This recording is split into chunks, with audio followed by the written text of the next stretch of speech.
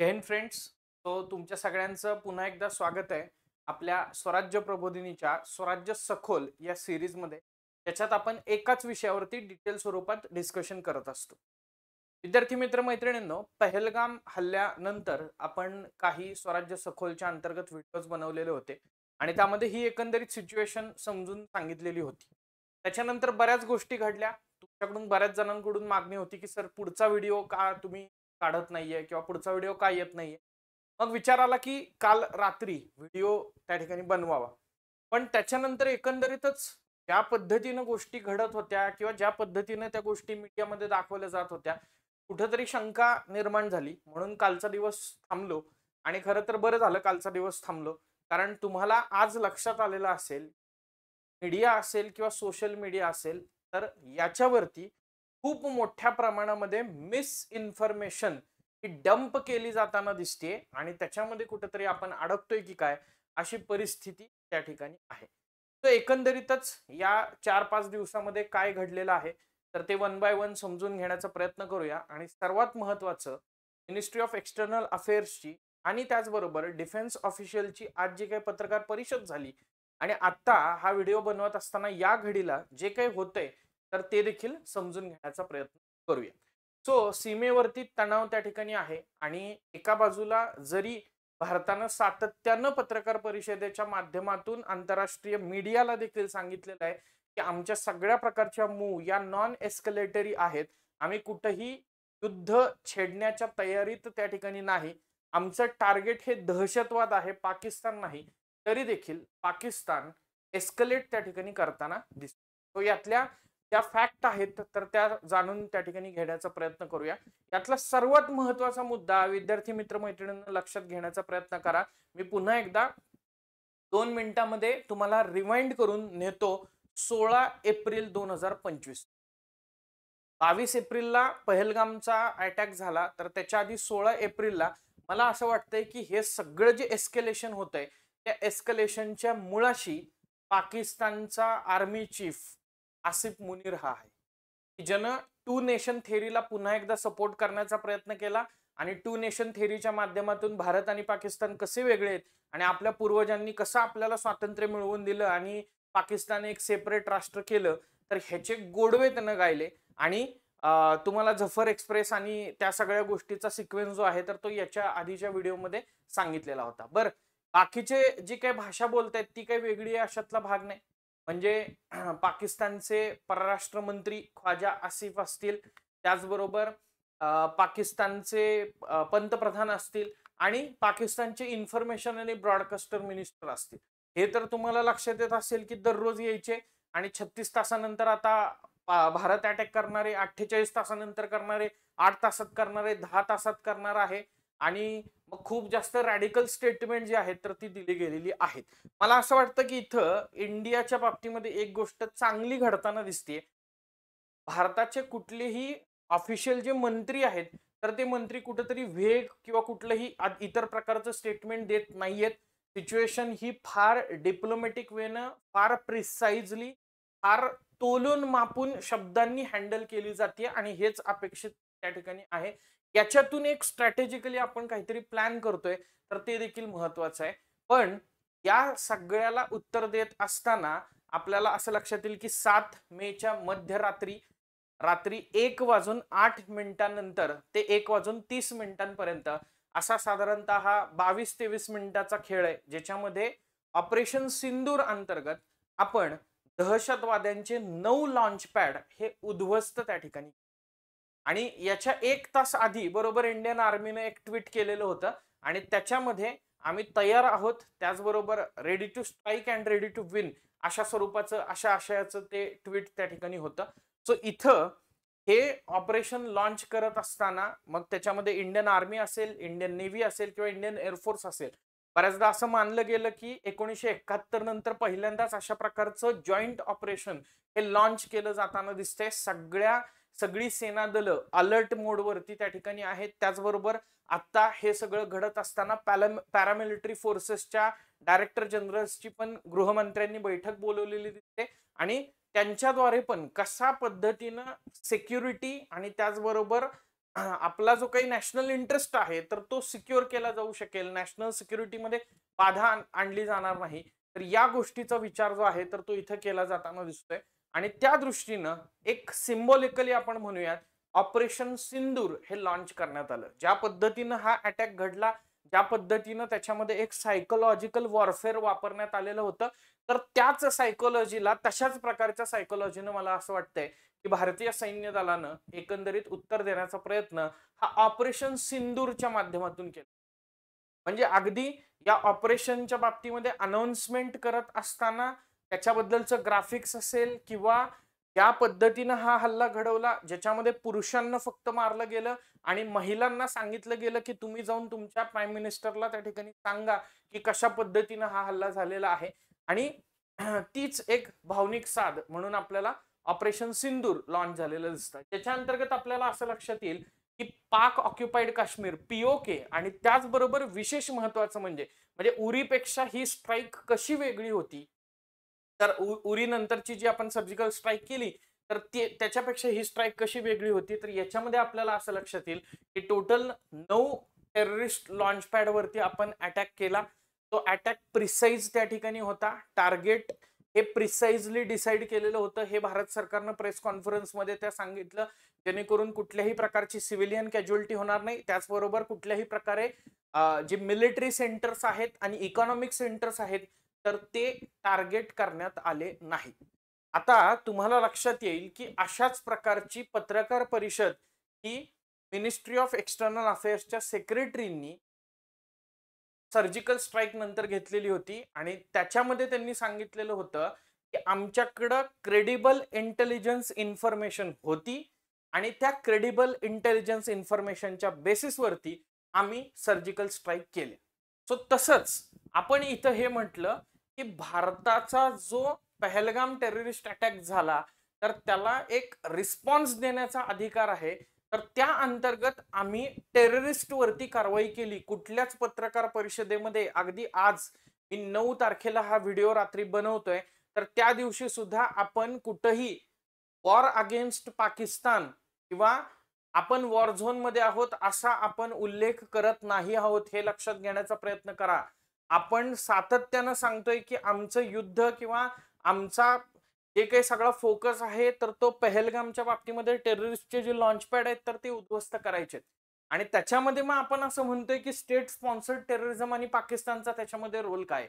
आता ह्याच्यामध्ये वैशिष्ट्य असं होतं की काही ठिकाणी 10 किलोमीटर, 15 किलोमीटर, 30 किलोमीटर तर काही ठिकाणी अगदी 100 किलोमीटर आतमध्ये पण आपण एअर स्ट्राईक केलेली दिसते. यातली 4 ठिकाणं जी आहेत तर ती पाकिस्तान मधली डायरेक्ट त्या ठिकाणी. पीओके मधली जी इतर ठिकाणं आहेत तर ती वगळता पाकिस्तान मधली देखील काही ठिकाणं आपण टार्गेट केली आणि मग त्याच्यामध्ये लष्कर ए तैयबा असेल, जैश ए मोहम्मद असेल, असे जे काही टेररिस्ट आउटफिट आहेत ज्यांना तिथं ट्रेनिंग दिलं जातं, जे टेररिस्ट कॅम्प आहेत तर ते उद्ध्वस्त करण्याचं काम या ऑपरेशन सिंदूरच्या माध्यमातून आपण केलं. आता इथं विशेष म्हणजे हे ऑपरेशन राबवलं जात असताना आपण एक खबरदारी घेतली की म्हणजे याचे सगळे प्रूफ्स आपण इंटरनॅशनल मीडिया समोर आणण्याचा प्रयत्न केला. एक लक्षात घ्या, याच्या डोमेस्टिक पॉलिटिक्सचा भाग हा नव्हता.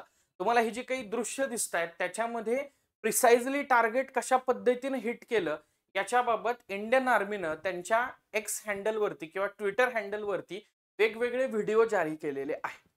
सो उद्या असं पाकिस्तान क्लेम करायला कमी होणार नाही आणि ते तर 100% क्लेम करतातच, राईट, की इंडियानं काय केलं, आमच्या सिव्हिलियन एरियावरती त्या ठिकाणी अटॅक केला. आता पण ते म्हणतायत की मग ह्या अटॅकमध्ये काही लहान बालक, काही महिला यांचा देखील मृत्यू झालेला आहे. त्याच्यावरती इंडियाचं उत्तर बऱ्याचदा असं आहे की आम्ही त्या टेररिस्ट कॅम्प्स वरती अटॅक केलेला आहे. मग तिथे टेररिस्ट विथ फॅमिली राहत असतील तर अनफॉर्च्युनेटली त्यातून काही डेथ झालेले असतील तर त्याला आम्ही जबाबदार त्या ठिकाणी नाही आहोत. सो एक्झॅक्टली आम्हाला हिट काय करायचं होतं तर टेररिस्ट कॅम्प्स हिट करायचे होते आणि त्या दृष्टिकोनातून आपण हे वेगवेगळे प्रूफ्स पण जगासमोर आणले, इंटरनॅशनल मीडिया समोर आणले. हा एक प्रकारे आपल्या टॅक्टिकचा भाग आहे, हे लक्षात घेण्याचा प्रयत्न करा. आपण हे सगळे प्रूफ जमा करतोय, त्याचबरोबर व्यवस्थित पद्धतीनं शांततेनं पत्रकार परिषद घेतोय. त्या पत्रकार परिषदेमध्ये हे प्रूफ सगळ्या जगासमोर मांडतोय जेणेकरून उद्या कुठलाही हादसा पाकिस्तानला हे असं काहीतरी भारत चुकीचं करतोय हे म्हणण्याबाबत उरणार नाही. सो त्याच्यानंतर सर्वात महत्वाचा मुद्दा जो की आपण खूप जास्त प्रमाणात प्रेज केला तो म्हणजे की ऑपरेशन सिंदूर ची पत्रकार परिषद झाली. त्याच्यामध्ये तुम्हाला 3 व्यक्ती सातत्यानं दिसत आहेत.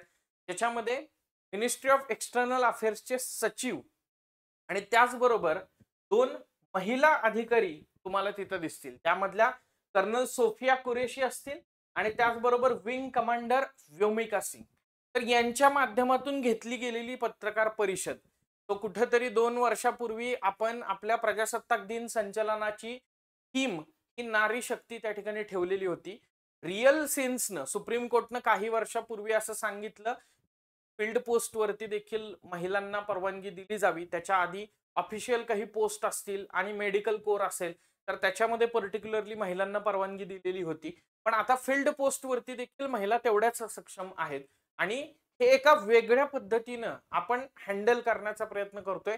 आपण पण त्याच पद्धतीनं सायकोलॉजिकल वॉरफेअर करण्याचा प्रयत्न करतोय आणि ह्याच्या माध्यमातून एक स्ट्रॉंग मेसेज जो आहे तर तो देखील जगाला सगळ्या गेलेला दिसतो आणि पर्टिक्युलरली पाकिस्तानला देखील गेलेला दिसतो.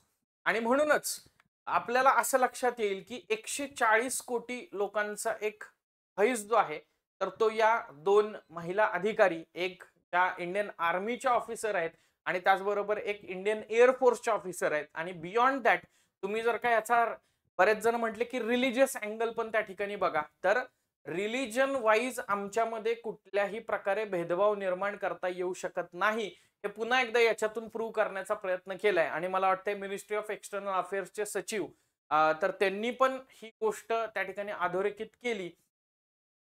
याच्यामध्ये दहशतवाद्यांचा तोच उद्देश होता पण सगळी कंट्री या सगळ्या प्रकारामध्ये युनायटेड राहिली आणि हे सर्वात जास्त महत्वाचं त्या ठिकाणी आहे.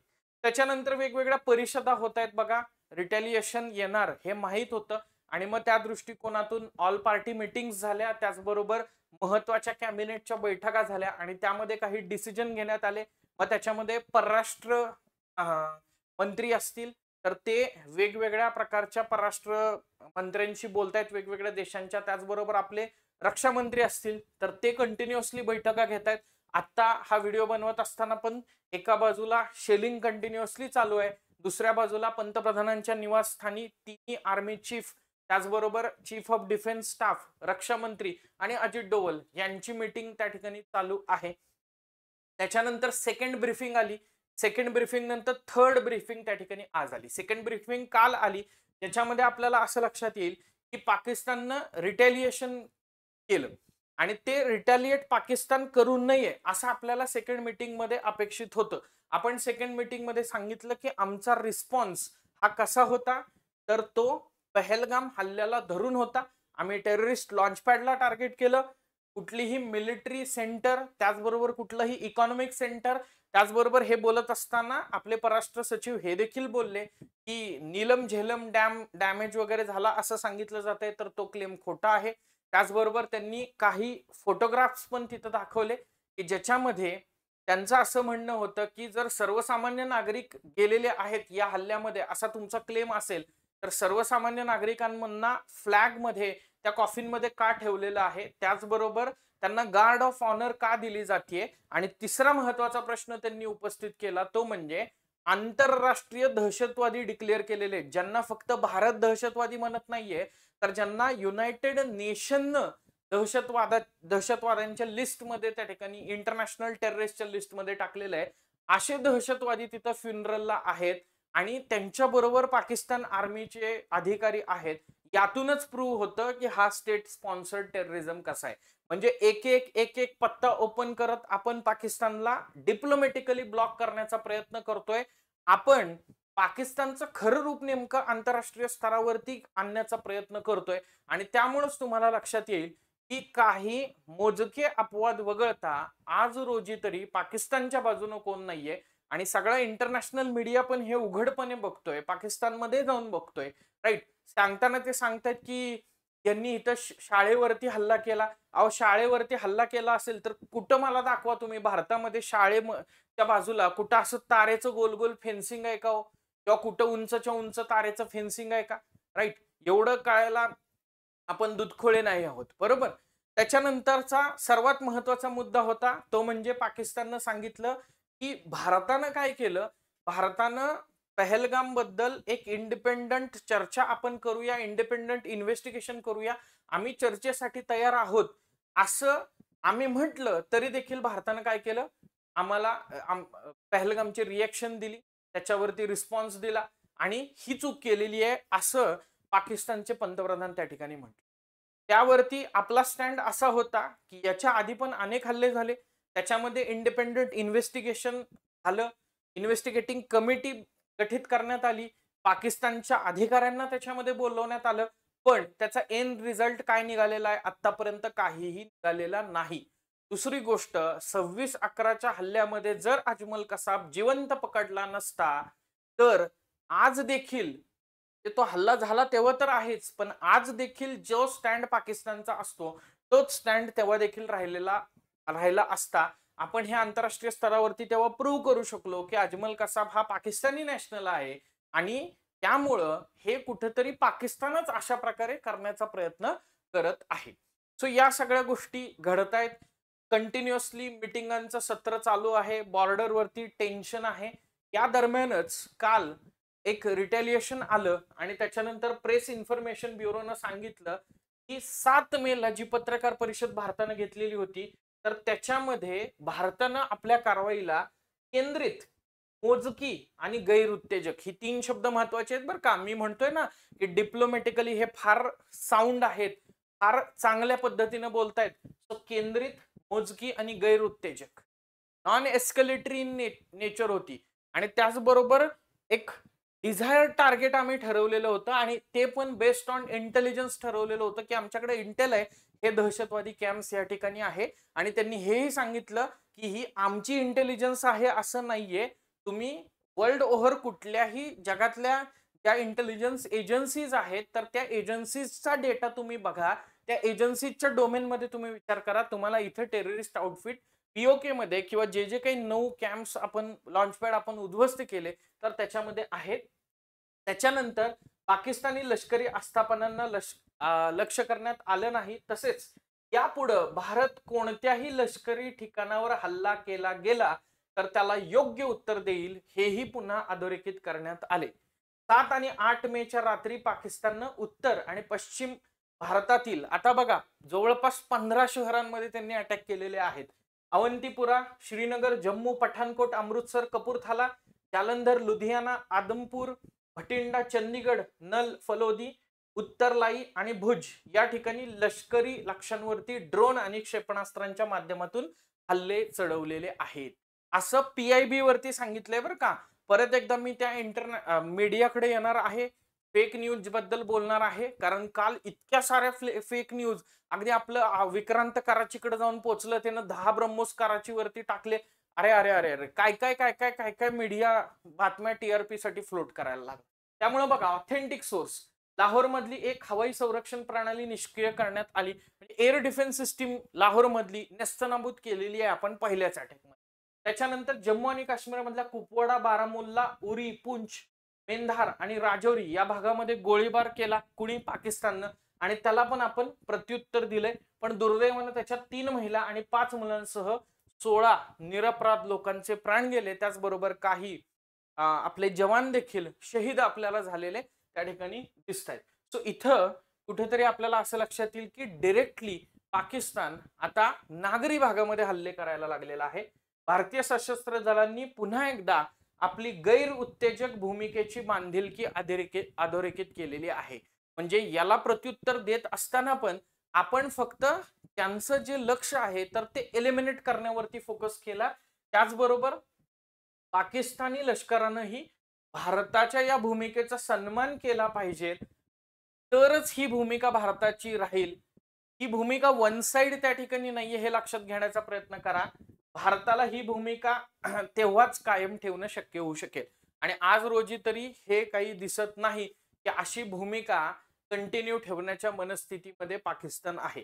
त्यामुळं 16 एप्रिलला चालू झालेला तो एक प्रवास आसिफ मुनीरमुळं मला वाटतंय एक जम्मू काश्मीर जे GOC होते, जनरल ऑफिसर कमांडिंग, त्यांचं मी एक काल जस्ट पॉडकास्ट ऐकत होतो. तर त्याच्यामध्ये त्यांनी असं सांगितलं की it is not the war between India and Pakistan, it is war between India and Pakistani army.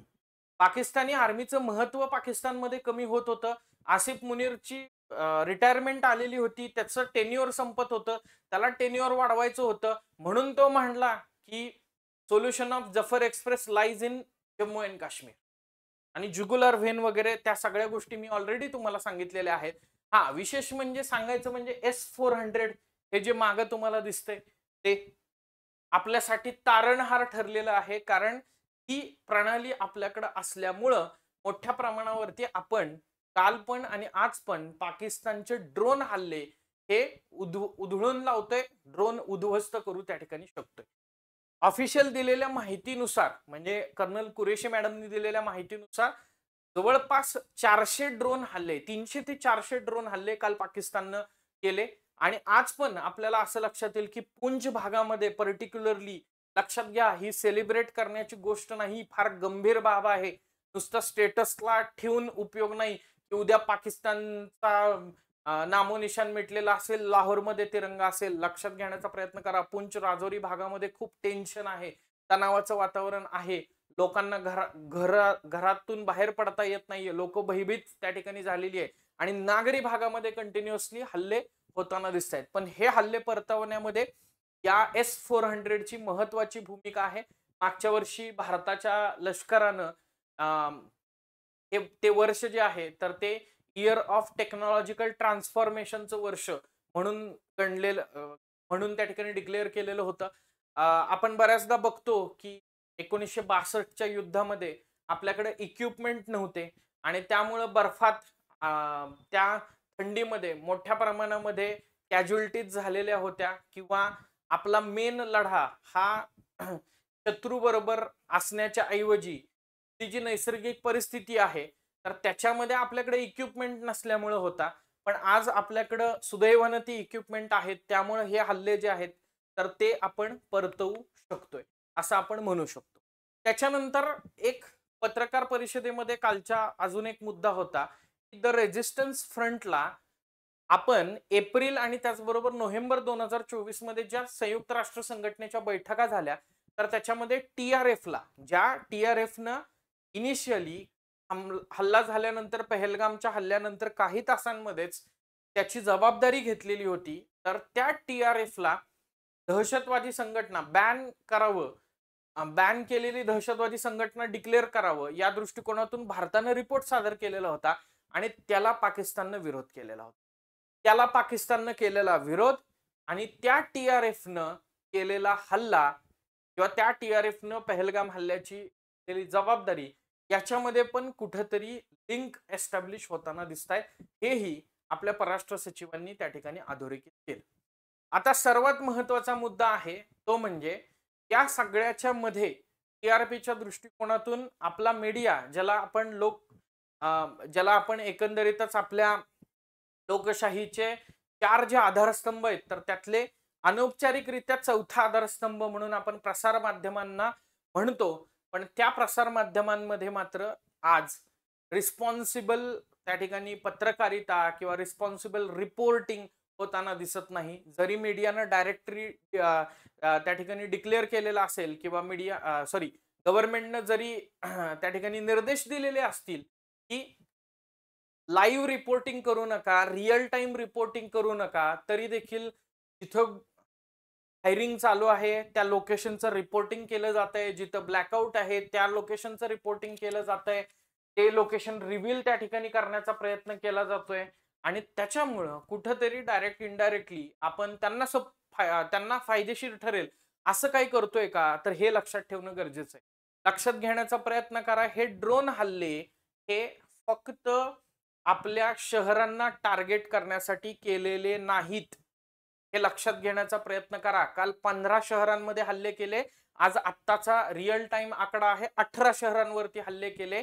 अशा प्रकारचे ड्रोन हल्ले ही आता त्यांच्या बाबतीमध्ये आपण त्यांचे शत्रू, राईट, तर अशा प्रकारचे ड्रोन हल्ले भारताची नेमकी पोझिशन काय आहे भारतीय सैन्याचे नेमके ठिकाणं कुठली कुठली आहेत, सेंटर्स कुठले आहेत, तर ते जाणून घेण्यासाठी केले जातात. म्हणजेच हा युद्धाच्या आधीच्या एक प्लॅनिंगचा भाग म्हणून हे सगळे ड्रोन हल्ले केले जाताना दिसतात.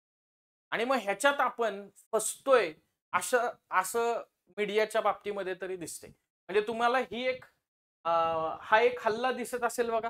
पाकिस्तानी मीडियानं पण हे चालवलं की मल्टी बॅरल अटॅक लॉन्च केला पाकिस्ताननं, आणि हे आपण पण टाकलं की आपण पाकिस्तानवरती, इस्लामाबादवरती.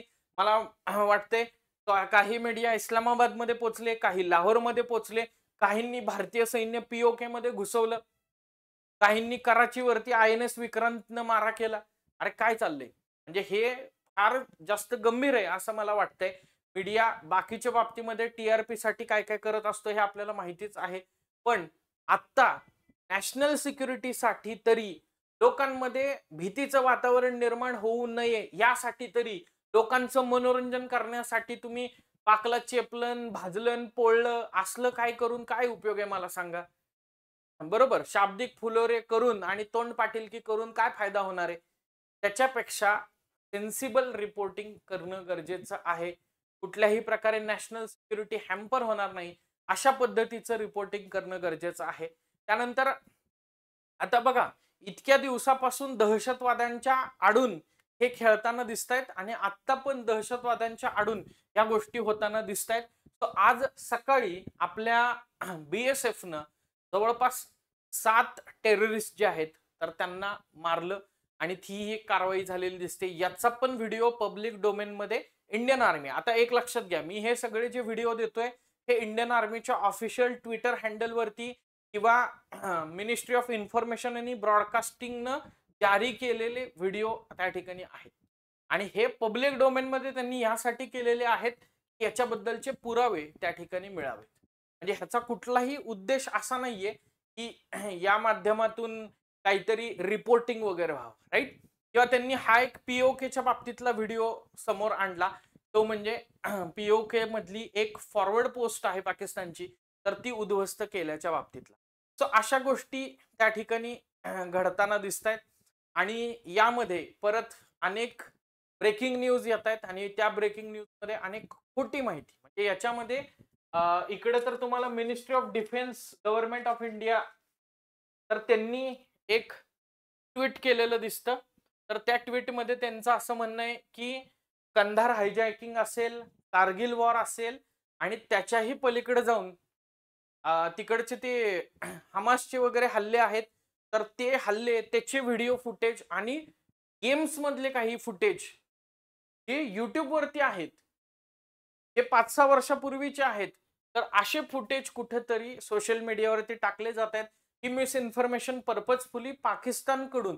म्हणून तुम्हाला लक्षात येईल की टप्प्याटप्प्यानं आपण कितीतरी पाकिस्तानचे ट्विटर हँडल असतील, तरी पाकिस्तानचे YouTube चॅनल असतील, तर ते बॅन केलेत. त्याच्या मागचं कारण पण हेच आहे विद्यार्थी मित्र. किंवा इकडे तुम्हाला सर्वात दिसेल इंडियन नेव्ही स्ट्राइक्स कराची पोर्ट, 10 ब्राह्मोस मिसाईल, कराची पोर्ट अंडर फायर. तर इकडं लक्षात येईल की मुळात हीच न्यूज जी आहे तर ती फेक न्यूज आहे असं डिफेन्स अलर्टच्या माध्यमातून सांगितलं जाताना दिसतंय. बऱ्याच ठिकाणी असंही करण्यात आलेलं आहे की अजित डोवल यांच्या नावावरती एक फेक अकाउंट बनवलेलं आहे. आता मला सांगा, एवढ्या महत्वाच्या पदावरती असणारा माणूस, त्या व्यक्तीला जर का काही सूचना नागरिकांना द्यायच्या असतील, सिटीजन्स ऑफ इंडियाला द्यायच्या असतील, तर ऑफिशियल स्टेटमेंट येईल ना मिनिस्ट्रीकडनं. का ते त्यांच्या फेसबुकवरती अपडेट करतील की असं असं आहे, सायबर वॉरफेअर होणार आहे आणि मग तुम्ही फाईल उघडू नका किंवा हे असं अलर्ट राहावं वगैरे. हे लक्षात घेण्याचा प्रयत्न करा की हे काय चाललेलं आहे. मिस इन्फॉर्मेशन मुळे आपल्याला इल्युजन क्रिएट होताना दिसते आणि ह्याच्यात कुठेतरी मीडियाची पण भूमिका महत्वाची आहे. याच्यामध्ये पण त्यांनी all media channels, digital platforms and individuals are advised to refrain from live coverage or real time reporting of defence operation and movements of security forces. Disclosure of such sensitive or source-based information may jeopardize operational effectiveness and endangered lives. म्हणजे तुम्ही अशा प्रकारचं reporting हे तुमच्या TRP साठी exclusive दृश्य आपल्याच चॅनलवरती पहिल्यांदा आली आहे ह्याच्यासाठी करताय, पण त्याच्यामुळं कुठेतरी आपलं इंडियन आर्मीचं किंवा डिफेन्स फोर्सेसचं ऑनगोईंग ऑपरेशन हे हॅम्पर होऊ शकतं, अनेक लोकांचा जीव जाऊ शकतो. एवढं सेन्सिटिव्ह त्या ठिकाणी आहे, एवढं महत्वाचं हे आहे. आणि मला वाटतं याचं भान आपण सगळ्यांनी बाळगलं पाहिजे. म्हणून बघा, माझ्या पण व्हिडिओमध्ये कुठल्याच सोर्समध्ये मी असा कुठलाही इतर मीडिया चॅनलवरचा व्हिडिओ घेतलेला नाहीये की ज्या व्हिडिओच्या आधारे मी काहीतरी क्लेम करू शकेन. काल रात्री मी बनवणार होतो व्हिडिओ, त्याच्यात कदाचित मी सांगणार होतो की इंडियाच्या वॉर डॉक्ट्रिनचा हा पार्ट आहे की कराची पोर्ट ब्लॉक करायचं आणि त्यामुळेच ते विक्रांत तिकडे गेलेली आहे की काय, बरोबर. आणि पण मला सकाळी उठल्यानंतर लक्षात आलं की अरे ह्याच्यात बरेच फेक न्यूज त्या ठिकाणी आहेत. तर ह्या गोष्टी ज्या आहेत तर त्या लक्षात घेणं गरजेचं आहे. आता सिच्युएशन काय झालेली आहे, पाकिस्तानला इकडे आड आणि तिकडे विहीर अशी परिस्थिती आहे. इव्हन पाकिस्तानचं पण ट्विटर हँडल बघा, एक त्यांच्या इकॉनॉमिक अफेअर्सचं हॅक झालं आणि त्याच्यावरनं त्यांनी IMF ला त्या ठिकाणी कर्ज मागितलं. आणि मग नंतर ते काय म्हटले, नाही नाही आमचं ट्विटर अकाउंट जे आहे तर ते हॅक झालेलं आहे. आता JD व्हान्स जे आहेत ते पहलगामचा जो टेररिस्ट अटॅक झाला तर त्यावेळी जस्ट भारतामध्ये भारताच्या दौऱ्यावरती आलेले होते. तर ते JD व्हान्स असं म्हणतायत, we are not going to get involved in the middle of a war that's fundamentally none of our business and has nothing to do with America's ability to control it. असं कोण म्हणतंय? US vice president. मग ह्याच्यावरती पण एक news चालली. याचा अर्थ युएसनं भारताच्या पाठीमध्ये खंजीर खुपसलेला आहे का? आधी डोनाल्ड ट्रम्प म्हणले की युएसला आम्ही सपोर्ट करतो आणि आता तर म्हणतायत आमचा काही संबंध नाही. मला असं वाटतंय की हे स्टेटमेंट न्यूट्रल आहे आणि हे आलं ते चांगलं आलं. कारण इतक्या वर्षाची हिस्ट्री बघता याच्या आधीच्या प्रत्येक वॉरमध्ये अमेरिकेनं पाकिस्तानला सपोर्ट केलेला आहे. पण आता अमेरिकेनं असं म्हणणं की it is fundamentally none of our business and we have nothing to do with it, तो चांगली गोष्ट. का? कारण आपण आपल्या पद्धतीने हँडल करतोय, आपण सक्षम आहोत. कारण पाकिस्तानची मागणी काय आहे की कुठल्या तरी तिसऱ्या व्यक्तीने मध्यस्थी करावी, म्हणून पाकिस्तान UN कडे धावा करते, इतर देशांकडे जाण्याचा प्रयत्न करते. आता ह्याच्यामध्ये तुम्हाला लक्षात येईल की जी ड्रोन्स आहेत तर ती ड्रोन्स तुर्कीची आहेत. तुर्कीचं एक चार्टर प्लेन जे आहे तर ते पाकिस्तानच्या एअरबेस वरती उतरलेलं आहे, हे काल दिसलं. आणि सर्वात महत्वाचं, पाकिस्तान काल आणि आज हल्ला करत असताना पण जे इंटरनॅशनल फ्लाइट्स आहेत तर त्याला ढाल बनवून हल्ला करण्याचा प्रयत्न करतंय. हे देखील आज आपण पत्रकार परिषदेमध्ये सांगितलं की ज्याच्यामध्ये त्यांनी सांगितलं की एका बाजूला ड्रोनचे हल्ले होत असताना, ते हल्ले परतवून लावत असताना जेव्हा काहीतरी भारतीय सेना किंवा इंडियन एअरफोर्स प्लॅन करते, तेव्हा इंडियन एअरफोर्सला असं लक्षात येतं की अरे इथं जे सिव्हिलियन ट्रॅफिक आहे तर ते पण आहे, सिव्हिलियन फ्लाइट्स पण या एअर स्पेसमध्ये आहे, जे की त्यांनी असं काही करत असतील तर त्या फ्लाइट स्थगित केल्या पाहिजेत. म्हणजे कदाचित अनावधानानं असं झालं की उद्या एखादी सिव्हिलियन फ्लाइट ही काहीतरी त्याच्यामुळे आपल्या हल्ल्यामध्ये हॅम्पर झाली तर पाकिस्तान परत ओरडायला मोकळा की बघा इंडियानं काय केलं, सिव्हिलियन फ्लाइट वरती हल्ला केला. पण आपण त्याच्यात पण एक सबुरी त्या ठिकाणी एक पेशन्स ठेवलेला आहे आणि पेशन्सनं आपण रिटॅलिएट करतोय, हे लक्षात घेण्याचा प्रयत्न करा.